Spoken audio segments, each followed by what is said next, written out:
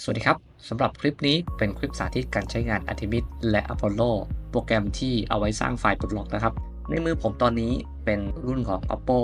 Reno 12F 5G นะครับขั้นตอนแรกก็ทำการ read back ไฟล์หรือเก็บไฟล์ก่อนเลยนะครับในวิดีโอนี้ผมจะใช้ Unlock Tool เพื่อเก็บไฟล์นะครับก็ทำการ boot device ด้วยการเลือก Preloader Authorized เป็นเวอร์ชัน3มือถือให้ทำการปิดเครื่องให้เรียบร้อยครับจากนั้นกดเพิ่มและลดเสียงค้างเอาไว้แล้วเสียบสายครับหลังจากที่โปรแกรมเจอกับมือถือแล้วมันก็จะทำการ read partition และรายละเอียดตัวเครื่องให้เราทำการ read back ครับไฟล์ที่ต้องการต้องเป็นประเภท scatter เราก็เลือก scatter แล้วก็เลือกตำแหน่งที่จะเก็บไฟล์ครับในคลิปวิดีโอผมจะเลือกเก็บที่โฟลเดอร์ Apollo เพื่อให้ง่ายต่อการจดจำนะครับจากนั้นกดเลือก select folder ครับเพื่อให้ตัวโปรแกรมเก็บไฟล์ไว้ที่โฟลเดอร์นั้นขั้นตอนนี้อาจจะใช้เวลาเยอะหน่อยก็แล้วแต่ความแรงของคอมพิวเตอร์ของแต่ละคนด้วยนะครับหลังจากที่เราเก็บไฟล์จนเรียบร้อยแล้วนะครับก็ให้ย่อโปรแกรม Unlock Tool เก็บลงไปก่อนนะครับจากนั้นก็ให้ไปที่โปรแกรม Artemis ครับเพื่อทำการปลดล็อกในส่วนของค่าสัญญาณออกไปก่อนเพื่อให้เราสามารถเข้าไปเปิด ADB ได้นั่นเองนะครับไฟล์ที่เราจะเลือกเข้ามาก็คือไฟล์ Protect 1นะครับ Option ก็จะเลือกเป็น Reno 12F 5G แล้วก็ไปยังโฟลเดอร์ที่เราเก็บไฟล์เอาไว้ครับ Open ไฟล์ที่จะทำการแก้ไขจากนั้นกดล็อกครับโปรแกรมจะคำนวณค่าไฟล์ใหม่ให้และเราก็นำไปเขียนกลับในช่องของ Partition Protect 1 ครั้งหนึ่งนะครับเพื่อให้ง่ายต่อการจดจำผมจะย้ายไฟล์เก็บไว้ที่โฟลเดอร์เดียวกันด้วยครับตอนนี้เราก็กลับไปที่โปรแกรม Unlock Tool ครับเพื่อเลือกที่จะเขียนไฟล์กลับเข้าไปคลิกขวาที่ Partition เลือก Write นะครับหาไฟล์ที่เราทำการแก้ไขแล้วจากนั้นเราโปรแกรมเขียนครับแล้วก็ให้ทำการล้างเครื่องสักรอบหนึ่งเพื่อเป็นการปลดรหัสและ FRP ไปในตัวเลยนะครับหลังจากที่สั่งปลดรหัสและ FRP แล้วก็กด Reboot 1 ทีครับตัวมือถือจะติดขึ้นมาตั้งค่ามือถือไปยังหน้าหลักนะครับระหว่างนี้ผมก็จะเปิดโปรแกรม Apollo ขึ้นมานะครับเพื่อรอที่จะทำการแก้ไขไฟล์ที่เราจะทำการสร้างใหม่แต่ว่าเงื่อนไขก็คือเราจะต้องเปิด USB Debugger หรือ ADB ก่อนนะครับก่อนจะทำผมก็แนะนำว่าให้ตรวจสอบก่อนนะครับว่าตอนนี้มือถือของเรามีค่า EMI ไหมเบสแบนด์ครบไหมเพื่อให้ชัวร์ว่าตัวมือถือของเรานั้นไม่มีปัญหานั่นเองครับแล้วก็ลองตรวจสอบสถานะ SIM Lock ให้เรียบร้อยก่อนที่จะทำงานต่อไปนะครับ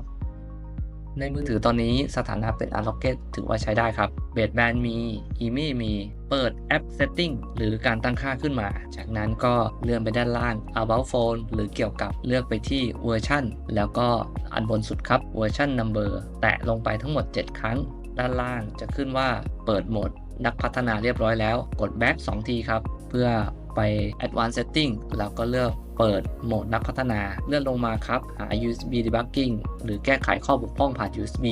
ทีนี้ไปที่โปรแกรม Apollo Modder ครับเลือก Read Info ตัวโปรแกรมจะทำงานผ่าน ADB นะครับให้สิทธิ์อนุญาตที่มือถือ1 ครั้งแล้วก็กด Read Info อีกครั้งหนึ่งครับเพื่อให้รายละเอียดขึ้นมาจากนั้นกด Get Data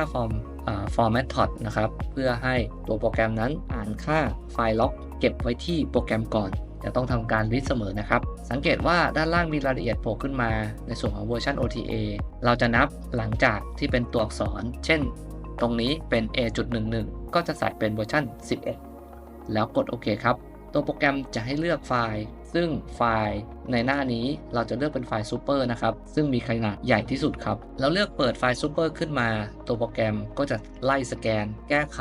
ไฟล์ล็อก OTA ให้อย่างอัตโนมัติเลยครับขั้นตอนนี้อาจจะใช้เวลาสักนิดหนึ่งนะครับไฟล์ที่สร้างใหม่จะอยู่ในโฟลเดอร์เดิมแต่ชื่อใหม่เป็น mod underscore ตามด้วยชื่อเช่นอันนี้เป็น super ก็จะเป็น mod underscore super ระหว่างที่สร้างไฟล์เราก็จะเห็นว่า method 5 นั้นเรียกการใช้งานของ method 2 และ 4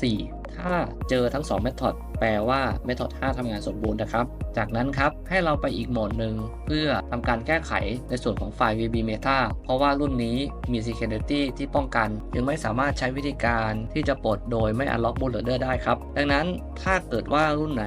จำเป็นจะต้อง unlock bootloader เราจำเป็นจะต้องแพท VB Meta ทุกตัวนะครับจะสังเกตว่าโปรแกรมบอกว่าจะมีไฟล์ที่สร้างใหม่ขึ้นมาเป็น mod_vb meta ครับเราก็ไล่กดทุกอันเลยครับโปรแกรมจะฟิลเตอร์มาให้แล้วว่าอันไหนคือ VB Meta บ้าง หลังจากที่แพทไฟล์จนครบแล้วแนะนำให้ทำการย้ายไฟล์ที่ชื่อว่า mod_score ทั้งหมดไปอยู่โฟลเดอร์เดียวกันเพื่อให้ง่ายต่อการทำงานครับ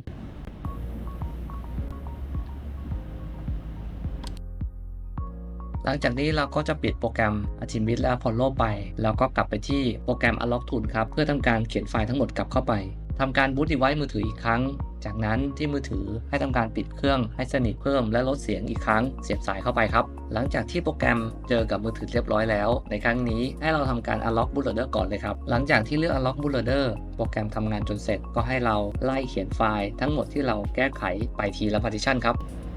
วิธีการก็ไม่ยากให้เราคลิกขวาที่ partition นั้นแล้วก็เลือก Write File แล้วก็เลือกไฟล์ให้ถูกต้องให้ตรงกับ partition ที่เราจะเขียนจนครบทั้ง 7 ไฟล์นะครับ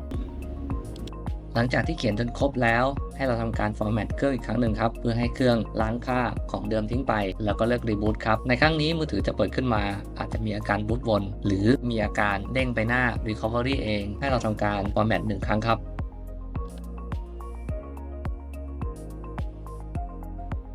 หลังจากนี้มือถือของเราจะทำการตั้งค่าใหม่อีกครั้งหนึ่งเราก็